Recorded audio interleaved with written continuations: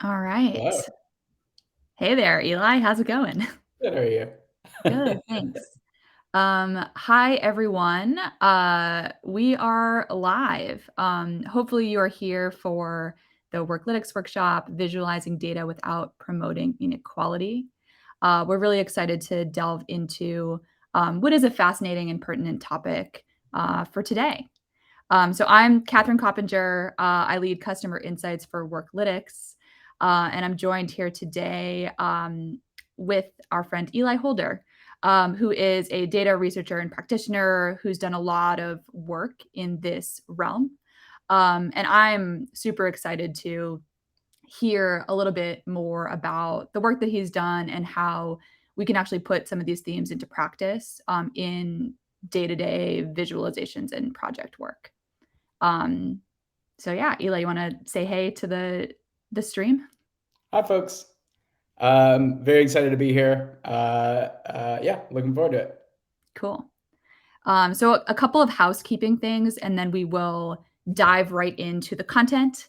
Um, we would like this session to be as interactive as possible. We are streaming to a few different platforms, so if you are experiencing any sort of delays, hopefully there aren't massive issues there, but that may be related to the fact that we're hitting LinkedIn and a few other places. We are, however, monitoring the chat across each of these platforms. So if you have questions, if you have thoughts, please feel free to just write those in, and we'll do our best to keep track. As we are recording this, we'll also share the video kind of after the fact, so you can delve even deeper into these themes. And yeah, I think that's about it. Welcome. Thanks everybody for joining us. And yeah, Eli, I will let you take it away with kicking off on the content. Great. Sounds good. All right. Hi, I'm Eli Holder. I'm a data designer and sometimes researcher. My firm is Three is a Pattern. We help clients design and develop and analyze and make data viz for making data play nicely with humans. So sometimes these client projects raise interesting questions, and those questions turn into research projects. And if those research projects survive peer reviews, then eventually you get a client project that turns into a fun talk like this one. And actually, this research that we'll talk about today actually started with the project. It started with some collaboration with Worklytics. And so I'm very excited to bring this back kind of full circle. And so to get started, almost every book on data viz will include one of these three charts. These are John Snow's cholera map, William Playfair's trade balances, and Charles Menard's Napoleon map. When people think of good data viz, they think of these because good data viz is supposed to be intellectual and enlightening, and that's fine. But I'm personally much more interested in the non-intellectual ways that data viz can influence our attitudes and our behaviors. So for example, these charts on the left are quite remarkable in that they show some impossibly high percentage of Americans have basically become exercise crazed. The charts aren't pretty, they're not remotely true, but they accomplish something of a behavioral holy grail in that they get people to go to the gym. So in a recent study of 64,000 members of 24-Hour Fitness, people who saw this chart increased their weekly gym attendance by 24%, which is pretty massive for something like going to the gym. And the charts work not because they are beautifully designed, they work because they're psychologically effective. They highlight a social norm that people are sensitive to, and people change their behavior to match that perceived social norm. And then this is another chart that I've thought about a lot lately, thanks to a collaborator of mine, Peter Blakely. So charts like this can be influential, but maybe not in the way that you might expect. So what's remarkable about this chart is that by conventional design standards, it's a pretty good chart. It's clean, it's simple, it disaggregates, and it highlights contrast between groups. And these are all good things to aim for if this chart weren't about people, and particularly people from marginalized communities. And there are a lot of these conventionally good charts that show outcome disparities between different social groups. But instead of rallying support for more equitable outcomes like you might expect, these charts can actually backfire. The way that they're framed can lead to toxic conclusions about the people being visualized. And so Cindy, Sean, and I presented a paper on this at last year's Viz conference. And it has some wider implications for visualizing social outcomes that we'll unpack during the talk. But to get us into the right mindset, we'll start with this question of, can information backfire? So what are some examples of information that's accurate and well-intentioned, but that's still harmful? I've got a few examples that we'll walk through, but if folks have ideas on this, I'd love to see them in the chat.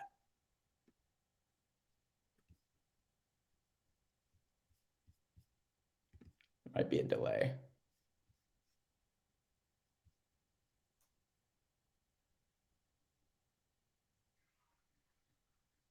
Not on that slide yet. There's a lot that come to mind for me immediately. I think one, given the visual of like a physical explosion, I think there's a lot of even the origin of the word backfire, right? Involves kind of a direct attempt to do something where something else Mhm. happens.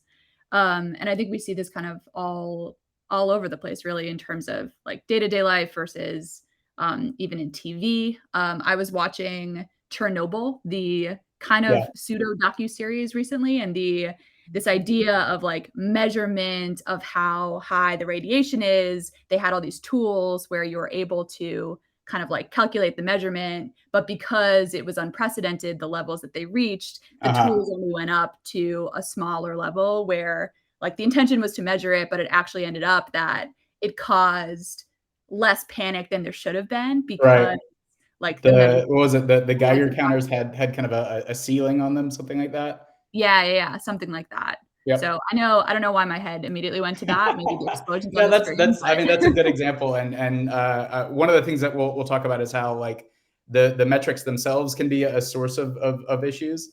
One of the things that I'm kind of fascinated in is ways that even when the information is actually good, there's still kind of backfire effects. And I think to jump into some of the workplace versions of this, one easy example to pick on is kind of performance tracking. This is a type of metric that can be it can be helpful, but it can also kind of quickly backfire if it's done in a way that's heavy-handed, or done in a way that doesn't kind of fully align. And so this is a quote from a qualitative study that I did a few years ago on looking at progress for software engineering teams. And so apparently this person's manager became so fixated on these pseudo productivity metrics that whatever increases that he saw in kind of output, they were more than offset by kind of this loss of trust and quality issues being swept under the rug. And so even if performance metrics could be accurate and well intentioned, they can still backfire if they're misaligned or used in ways that are kind of too forceful. And then another example relates to a recent study that we did looking at how data viz can encourage social conformity. So for example, if a chart shows that an influential group spends a lot of time working on weekends, you might expect that other people who see this chart would also start working more weekends, because people kind of conform their attitudes and their behaviors to these perceived social norms. But as we've seen from Worklytics analysis, weekend work is a fast road to burnout.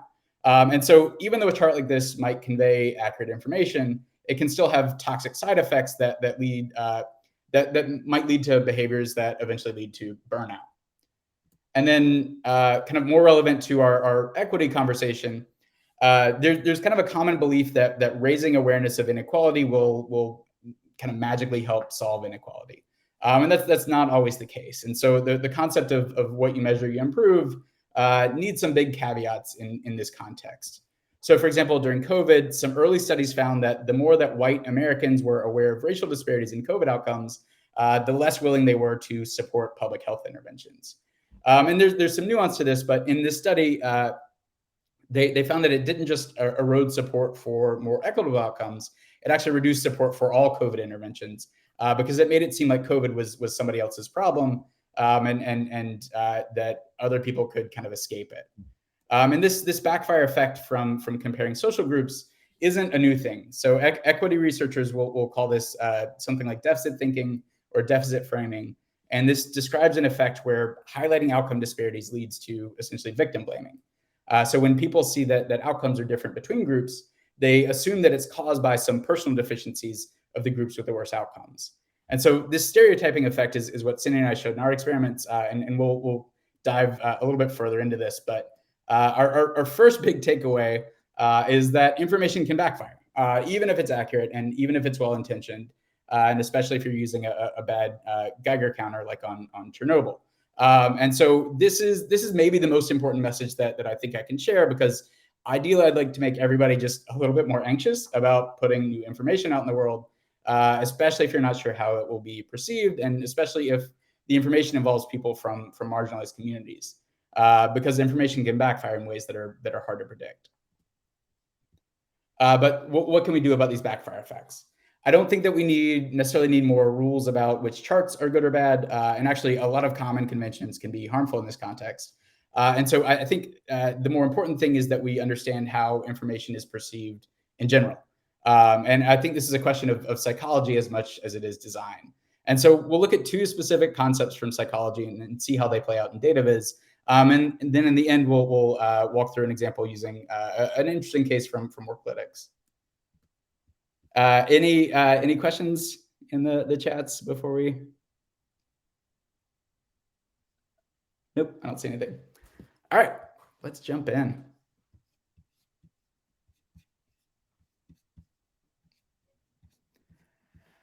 Okay, so the first thing to unpack are attribution biases. So in freshman psychology, you might have heard things like the fundamental attribution error or correspondence bias.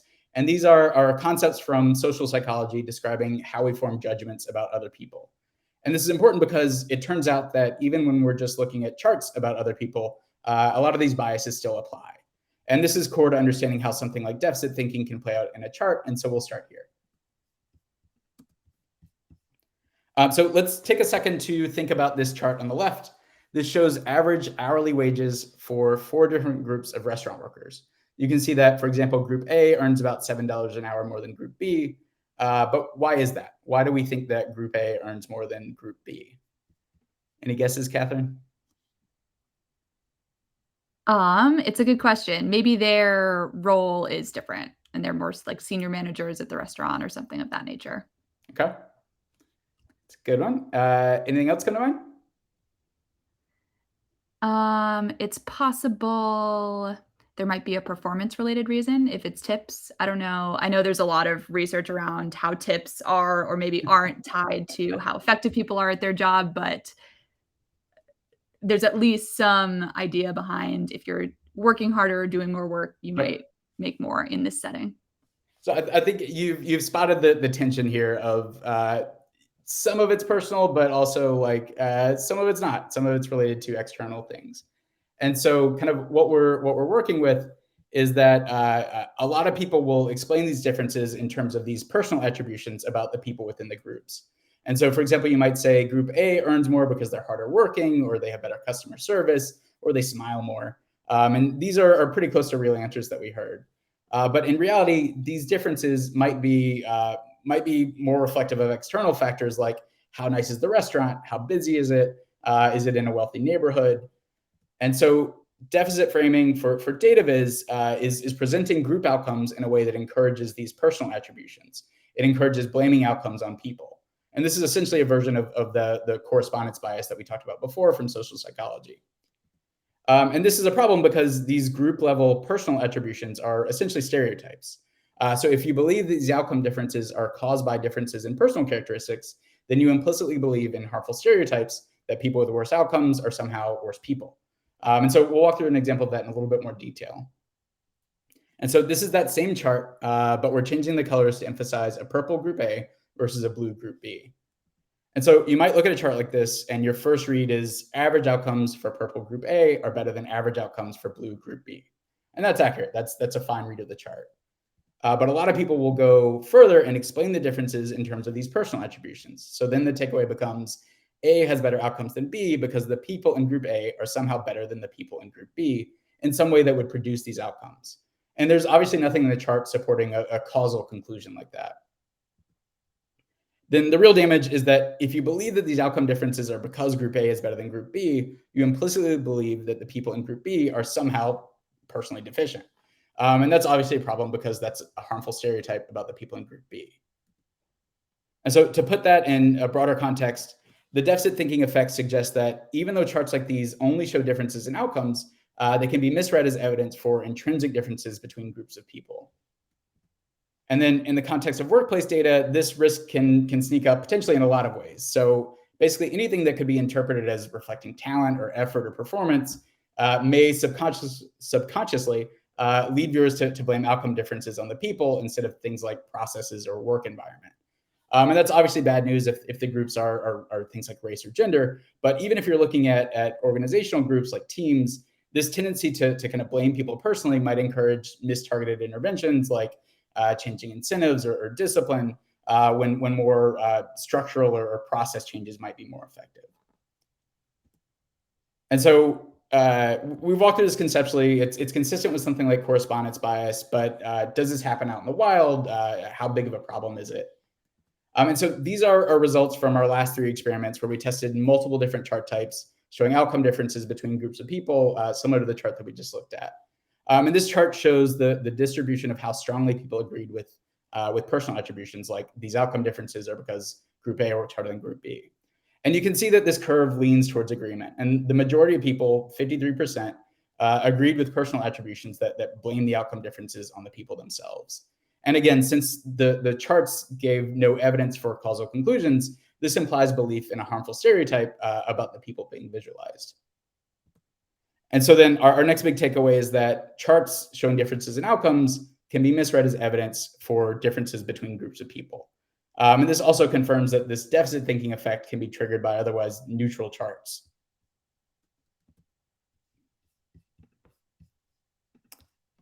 And then the next thing we want to unpack is uncertainty and looking closer at how our design choices can kind of impact this process. And so we'll talk about perceptions of uncertainty or variability. And so the world is messy and complex, but that's really hard for our brains to process. And so we like to simplify things. But unfortunately, we sometimes oversimplify things in ways that can be misleading. And sometimes these misleading simplifications can look a lot like stereotyping.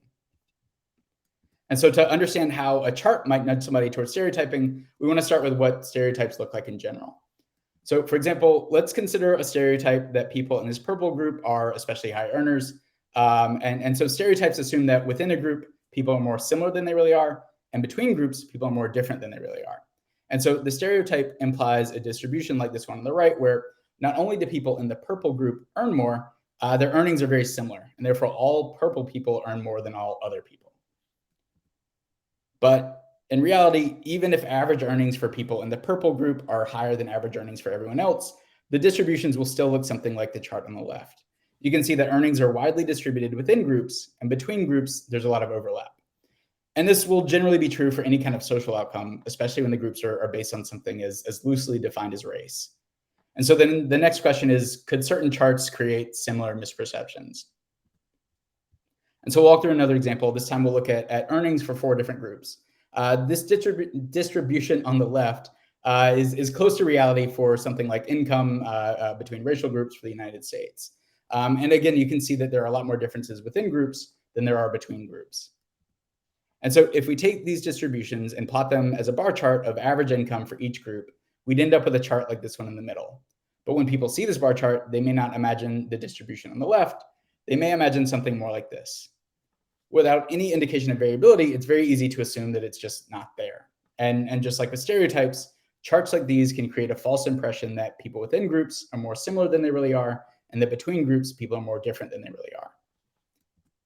On the other hand, if we show these same distributions as a jitter plot or any other chart that shows the range of outcomes within groups, it becomes very apparent that within groups, there's a lot of variation, and between groups, there's a lot of overlap. And this actually parallels real life, where the more exposure you have to people from other groups, the easier it is to see people as individuals and the harder it is to stereotype them. And so to tie this back to the previous section, when we talked about correspondence bias and deficit thinking, we showed how somebody could go from seeing differences in outcomes to beliefs about people's personal characteristics. And so what we're proposing here is that there's a middle step that facilitates at least part of that, where chart design can create an impression of outcome stereotypes that then leads to a stereotype about personal characteristics. And so in our research, our basic hunch was that charts that emphasize within group variability, like this jitter plot on the left, help readers see that outcomes are very different within groups and overlap heavily between groups. And this should reduce personal attributions or stereotypes. On the other hand, bar charts or any other chart that hides outcome variability should increase stereotyping. And so in our experiments, we tested 6 different chart types showing 4 different topics of social outcome disparities. The charts on the left emphasize variability. They include jitter plots and prediction intervals. You can think of prediction intervals as basically just kind of showing the range of typical outcomes. It's not that exactly, but that's how most people read it.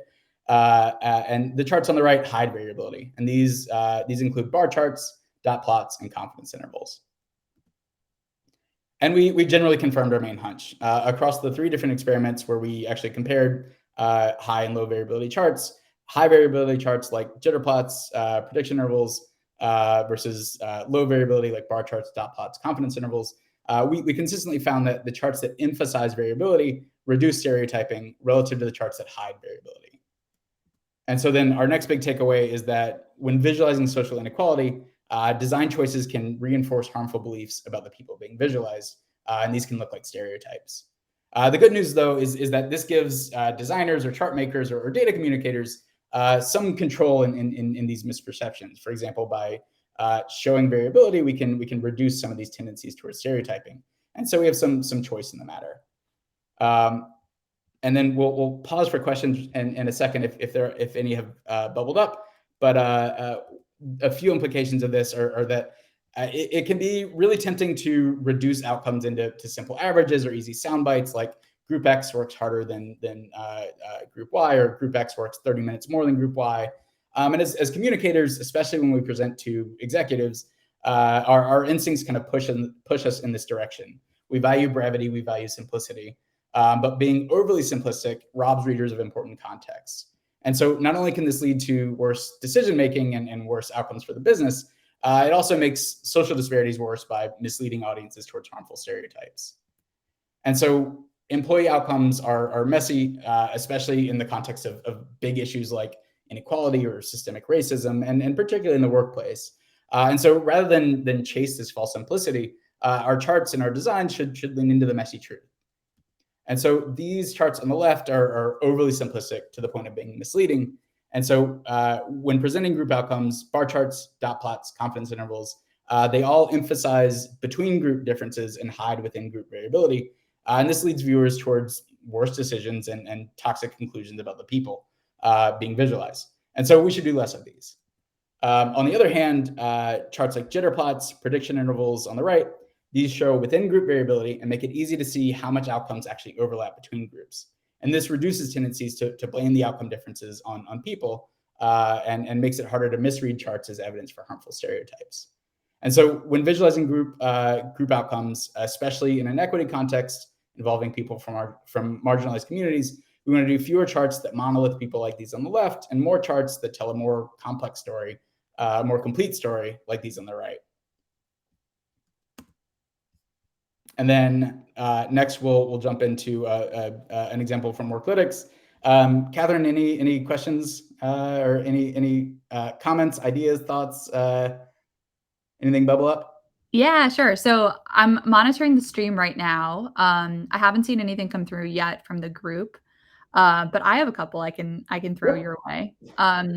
In general, thank you for sharing this. I think it's fascinating research.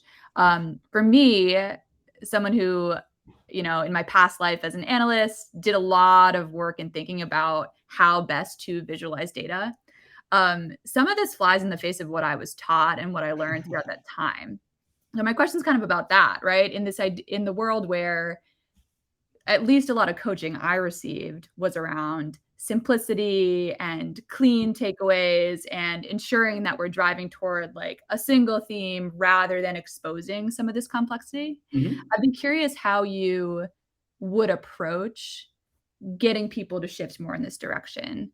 I think the data itself and the research that you've provided, of course, gives an indicator, and that was a light bulb for me. But if you could talk through that process, how do you convince people to shift from the simple? I mean, the convincing executives thing, I would put that back to you. I feel like that's one of your strong suits. But in terms of kind of like what the evidence says about the charts, actually, to even back up from there, I went through the same process. That chart that I showed kind of very early on, the time series chart of education outcomes, is a type of chart that I use all the time. And it's one that I like and I favor. And when it kind of like hit me that it could be harmful, it was shocking. But the evidence kind of backs it up that it is. But what I would encourage people to do is kind of think about. Let me see if I can get a good example. So it's a little bit harder to see in this, but if you across all of these, the average for each of these is almost identical, right? And so so here you can see this line corresponds to this line, corresponds to this dot, corresponds to that dot, that dot. And so the simple version of it is still there. It hasn't gone away. You're really just kind of adding context. And when you're kind of showing this extra context, it doesn't necessarily need to distract from the larger story. All it's doing is just kind of giving people's brains a little signal that says like, hey, there may be more to it than just this kind of like overly simplistic average. And so you don't necessarily need to dwell on it. It's enough to kind of let people know that there are other explanations to it. And some research on kind of perceptions of causality suggests that even just kind of letting people know that alternative explanations exist can be enough to kind of wake our brains up and get us to think more to think more divergently about what potential causes could be. For sure. That's helpful context. Thank you. It looks like we did get a question from the stream, which is exciting. Thank you, Nick, for submitting this. So he wrote in, it seems like the jitter plots are best when using a variable that's continuous or maybe a composite mean score from a survey or something. But what if your variables are ordinal or categorical, still related to survey items? Do you have suggestions for chart types to show more variability with ordinal or categorical variables? So that's a great question. This comes up in kind of a public health context quite a bit. So for things like, are you participating in an intervention or not, is a binary, right? And one of the ways that you can solve for that is by doing kind of a not showing at an individual level with the outcomes, but you can aggregate up to a smaller group level. So for example, in this context, it might be aggregating up to maybe a team level. So each dot might represent a team's average outcome. And so that's a way of kind of turning a binary or a categorical variable into basically a continuous variable, so that you can start to see that range of outcomes like you do with the jitter plots. The other thing that I would point out is that these don't necessarily need to be the jitter plots. Actually, of the ones that we tested, the prediction intervals had a slightly better effect in terms of kind of reducing the tendencies towards stereotyping. But you've got options. You've got options here, and that's the thing that you can solve with kind of the metric itself, with the way that it's calculated.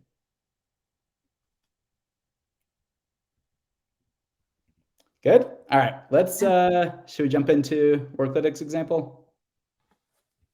Let's do it. Okay. All right, so we'll walk through a more concrete example. And so I'll break this chart down into a set of anti-patterns that we want to avoid. And we'll walk through some potential redesigns, both to kind of minimize some of the harm, but also just to make the charts more effective. And so we'll start with this chart that might be a conventional way to visualize share of voice between different gender groups. And so for context, share of voice refers to how often employees are willing to speak up kind of openly about some risky topic. So like sharing a new product idea or maybe criticizing a popular idea with the team. So speaking up is an organizational citizenship behavior. That is, it's a voluntary thing that you do to kind of like benefit the group. And it's not something that your boss can really like compel you to do. And so when it happens, it means that the person has kind of made this subconscious calculation and decided that the benefits of speaking up outweigh the potential risks to their reputations or their relationships. And so this implies that speaking up is kind of revealing of something like psychological safety. And so if you see that one group speaks up more than another, it might imply that that group feels relatively more safe. And so since this chart shows that women are more active on Slack than men, it might imply that women feel relatively more safe speaking up on Slack. And so the first thing to point out has nothing to do with stereotyping or social psychology. It's more of a straightforward comprehension issue in that this maybe shouldn't be a bar chart. Bar charts are great for showing counts of things, but they can get confusing for summary statistics like averages. So for example, this chart shows that on average, women send 115 messages per week, which means that some women send way less than 115 and some send way more than 115. But because this bar is filled in from 0 to 115, a lot of people kind of read this as saying that most women's outcomes would fall between those ranges, and so this has an effect of kind of nudging people to underestimate the values that kind of go behind the average. And so we can do just a quick redesign to make this a little bit clearer. And this is the same chart as before. I just changed it from a bar chart to a dot plot. And this avoids that within the bar confusion that we just talked about. And it makes it a little bit clearer to see the values. So we can see that women send 115 messages, men send 81, and non-binary people send 93, somewhere in the middle. And so this is a cleaner way to show a stack of averages. But we've still got a lot of issues here. Catherine, what do you think? How do you think this could go wrong? What are some ways this could be misinterpreted?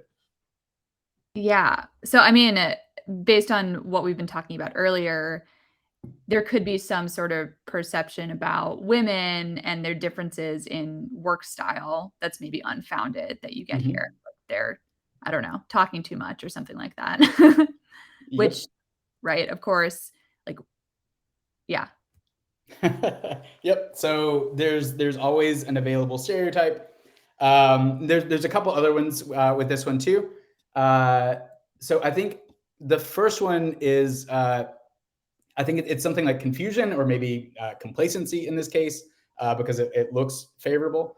So an interpretation like women have the greatest share of voice on Slack is problematic because even though it's true, overall Slack activity doesn't really speak to safety. Because it includes a lot of one-on-one direct messages, which are implicitly safe. There's not a big audience, and so it feels safer.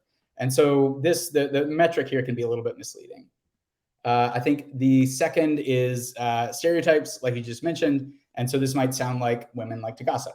And like we've discussed, this chart can encourage these kind of personal attributions. So it might read like women make intrinsically different choices versus other groups. And people often have some available harmful stereotype that's just there to kind of explain it, that's just readily available. And then the third risk is maybe a little bit more unintuitive, but this chart might actually lead to reduced Slack usage for men who see this chart. And so this sounds like Slack is for women. Men don't communicate over Slack. Maybe Slack isn't manly. I don't know. But since this chart shows behavior, it also kind of implicitly conveys social norms. So it might make it seem like Slack is relatively unpopular with men. And this is a whole other talk, but generally, if people see that something is rejected by their in-group, they are more likely to reject it as well. And so you might expect that men who see this chart would become more resistant to using Slack themselves. And so to solve this, to solve some of this, our first anti-pattern is choosing the wrong metric. And this is certainly a contrived example since I chose the first metric. But I want to highlight that a lot of these issues start upstream of the visualization itself with choices like which metrics to use or how they're calculated, which is to say that the metrics themselves also need kind of a thoughtful design. And so in this case, the idea behind Slack and why it's beneficial is that it nudges communication to be more public, which should imply that most messages happen in group or public channels. But in reality, for a lot of companies, most Slack messages are one-on-one, they're direct messages. And direct messages, like we said before, are implicitly safe. And so this metric doesn't really speak to perceptions of safety, the perceptions that we're interested in. And so we can solve for this by using a more targeted metric like number of public Slack messages, or maybe number of messages seen by more than 3 people. And we can see that this reverses the story in this example. It turns out that men are the most active on public channels, and to the extent that this speaks to safety, it implies that men feel safer to speak up than women. And again, this is fake. This is contrived data, but we've seen pretty similar dynamics kind of play out before. And so this is a better metric, but now we've got another issue. This doesn't solve our stereotyping problem. It just changes it. And so now this could be misinterpreted as with a personal attribution, like women have less activity on Slack because they're just less engaged than men. And so one of the implications here is that no matter what the data says, whether women have more or less activity on Slack, there's still some existing unfair stereotype that can be applied that kind of needs to be considered. And so we can mitigate this by we can apply what we learned before to mitigate this. And so I've turned this into a jitter plot where the group averages are the same. You can see those the vertical black lines are still the group averages from before, but I've added a dot for each person behind the average, representing each individual person's typical weekly Slack activity on public channels. And so this lets us see how much the activity varies within groups and how much it overlaps between groups. And this should help mitigate some of the stereotyping. And so that you can see, for example, that the most active women here are just as active as the most active men. There's a lot of overlap between these groups. And just a quick note related to Nick's question. In this example, the dots are people, but they could just as easily be teams or other groupings, kind of representing the average of a smaller group of people. Just as long as the range of kind of variance that you see is kind of wide and it accomplishes that showing overlap. And so this chart is better, but there's still arguably risks related to making any kind of comparisons between groups. So the root of the problem here might actually just be comparing groups in the first place. And to be clear, the problem isn't comparisons. Good data visualization is all about good comparisons. But what I'd offer is that we don't have to compare groups to each other. We have other options to tell the story, at least as effectively. So for example, let's say that we look at outcomes for just women, and presumably this should minimize some of the risks of deficit framing or stereotyping because there's no other groups to compare to. But even though this is lower risk, this still isn't good data viz for a different reason. We've lost context. We can't tell if 6.9 is good or bad, because we don't have anything to compare it to. And so a solution to this might just be comparing the specific group to the overall group. This at least softens the contrast between men and women. Another approach is using benchmarks or normal ranges. So in this case, the blue kind of background range represents the middle 50th percentile of outcomes for all employees. And so this lets us see that outcomes for women are within the normal range. They're just kind of on the lower side of it. And so it still creates a sense of urgency because that vertical line should be kind of more on the right side of the range and not the left. And so this is better, but there's still a little bit more we can do. So in addition to kind of minimizing deficit framing, one of the benefits of looking at groups individually is that it just gives us more breathing room to put the outcomes into broader context. So for example, here I've added another chart at the top using that original metric of overall Slack activity. And then below it is the metric for activity on public channels. And so by showing first that women are in fact very active on Slack, we can rule out explanations like women being more disengaged or not leaning in or things like that. And so that when somebody sees that bottom chart showing public channel activity and sees that it's lower, it becomes clear that the underlying cause is more related to the channel than the people. And so systemic explanations like psychological safety start to come to the forefront and start to make more sense.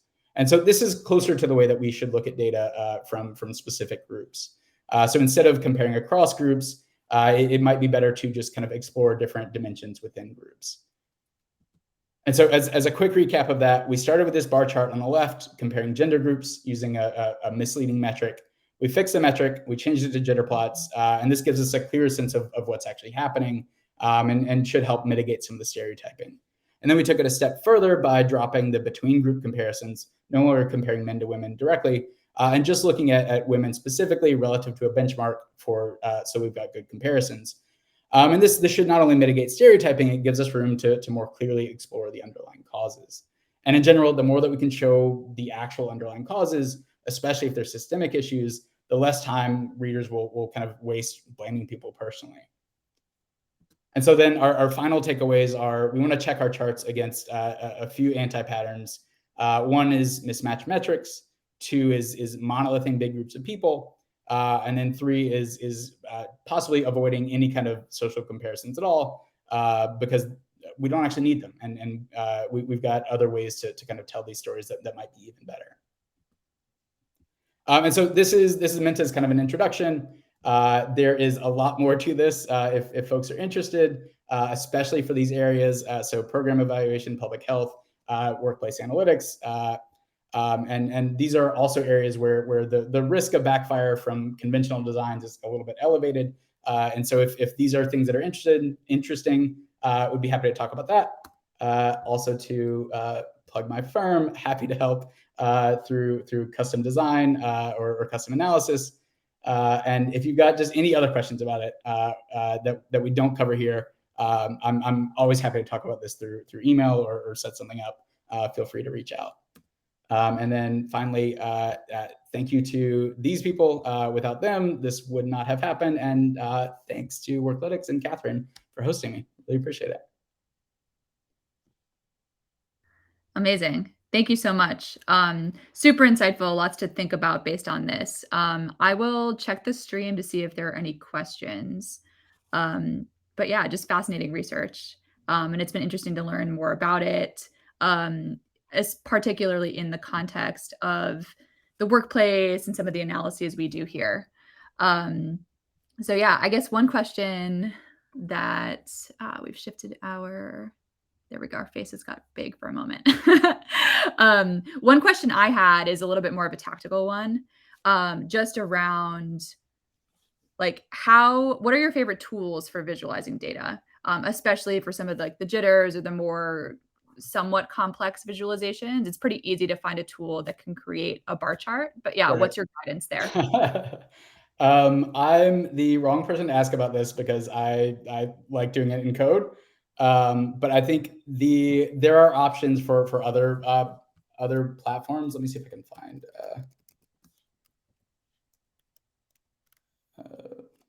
And that's actually a question on the stream too. Yep. Our heads are in the same place. Just like, what did you use to create some of those visuals? These were from, I think this was like a combination of R and JavaScript, and then pulling it into Figma, and so like all the things that are kind of a pain in the butt to use. But the jitter plots can be done in Excel. They can be done in Google Sheets. I put a link in there. I don't know if we can send that out, but I've got a few write-ups on here's how to take data like this and use Google Sheets or Excel to get it to spit out a jitter plot. And so it can be done in the other tools, and Tableau and things like that are a little bit more user friendly. Kind of data viz tools certainly make this possible, but there are plenty of options for kind of how to do it. And again, it doesn't have to be a jitter plot. It can also be a prediction interval. Those are other ways of kind of showing the ranges too. And so there's plenty of options there. Awesome.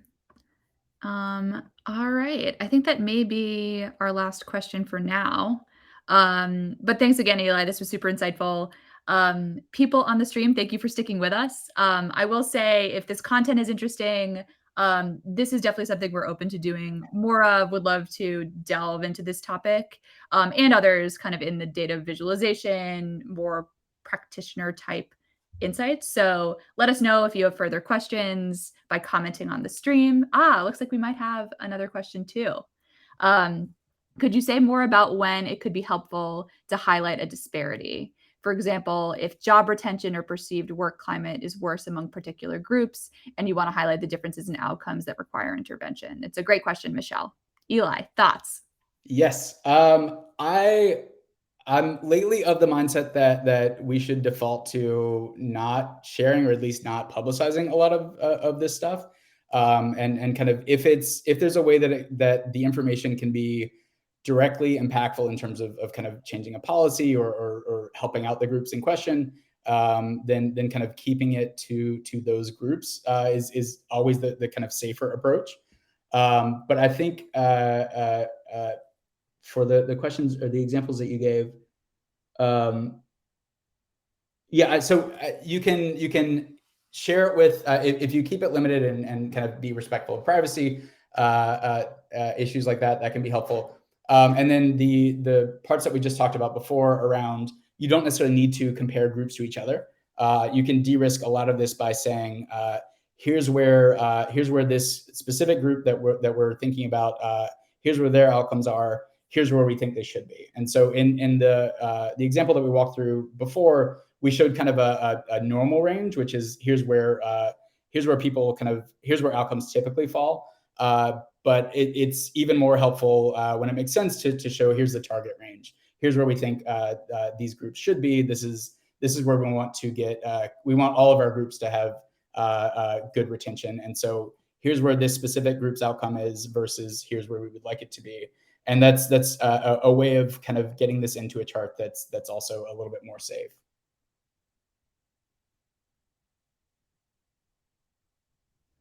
Absolutely. That's good guidance there. Just scanning through once more. Yeah, I think that might be the close for us. Great. Thanks again, Eli. Thanks again, everyone, for joining. Plenty more on this. As mentioned, we will share the recording at some point later. And yeah, look forward to continued discussion on this. You can definitely contact us on LinkedIn or through this channel to learn more. So thanks, everybody. Have a wonderful rest of your day. And yeah, thanks for joining us. All right, Eli, I'll talk to you soon. Thanks, Catherine. Talk to you later. All right. Bye.